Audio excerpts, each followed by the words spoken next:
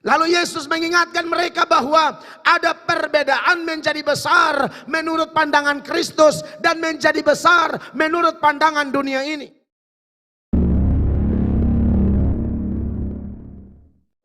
Dan kalau dikembalikan kepada kita masing-masing sebagai orang-orang yang waras, tentu kita mempunyai kerinduan supaya dalam kehidupan kita ini mengalami perkembangan, peninggian. Dan itu sebenarnya tidak salah, karena Tuhan Yesus tidak pernah melarang orang menjadi besar. Tuhan Yesus tidak pernah melarang itu, saudara-saudara. Bahkan Yesus bilang kalau mau jadi besar, ikut aturan main Tuhan Yesus. Saudara masih ingat bagaimana perselisihan di antara rasul-rasul ketika Yakobus dan Yohanes hanya gara-gara ada hubungan kekerabatan dengan Tuhan Yesus. Mereka datang melalui ibu kandungnya Salome untuk melakukan lobby-lobby posisi kedudukan. Posisi kedudukan yang di lobi bukan main-main. Posisi kedudukan di sorga, saudara-saudara. Tapi ternyata ketika mereka lobby, 10 murid yang lain mendengar hal itu, mereka marah. Di dalam Matius pasal 20 ayat 24 firman Allah berkata, mendengar itu marahlah ke 10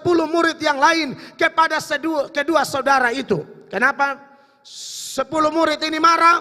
Semua penafsir, mayoritas penafsir mengatakan karena ke-10 orang ini juga menginginkan posisi yang sama.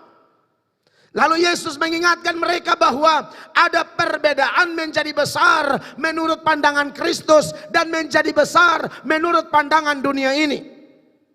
Menjadi besar menurut pandangan Kristus adalah kita menjadi hamba, kita melayani satu dengan yang lain, sama seperti Yesus datang bukan untuk dilayani, melainkan untuk melayani dan seterusnya. Itu yang menjadi teladan agung, teladan utama bagi saya dan saudara. Artinya bahwa untuk menjadi besar, untuk menjadi tinggi tidak dilarang, asalkan ikut aturan main. Amin. Memang kalau kita diberi memilih, saudara-saudara, mau jadi tinggi dalam hal apa? Ada kelompok yang targetnya memang jadi tinggi dalam hal jasmani saja. Bahkan kalau dia ke gereja pun, dia tidak terlalu cari yang rohani-rohani. Dia cari yang jasmani-jasmani. Makanya kalau ada orang menamakan sebuah kebaktian kebangunan rohani dan ternyata isinya hanya bicara tentang uang, hanya bicara tentang hal-hal jasmani, mendominasi jam khotbah atau seluruh acara KKR itu, maka sebenarnya acara itu tidak cocok disebut KKR. Bukan KKR namanya, itu KKJ, kebaktian kebangunan jasmani. Karena dia tidak bicara iman, dia tidak bicara pertobatan, dia tidak bicara kekudusan, dia tidak bicara bagaimana melayani, dia tidak bicara bagaimana berkorban demi kepentingan kerajaan Allah. Dia tidak menekankan tentang bagaimana memikirkan perkara-perkara yang di atas. Dia hanya urus perkara-perkara yang di bawah, tapi dia pakai label KKR. Itu salah tuh. Harusnya KKJ. Ibadah KKJ, kebaktian kebangunan jasmani. Iya toh? Topiknya bagaimana keuangan bisa lancar. Topiknya bla bla bla bla. Kalau mau begitu tak usah undang pendeta, undang Mario Teguh. Mario Teguh lebih berkompeten kalau bahas itu.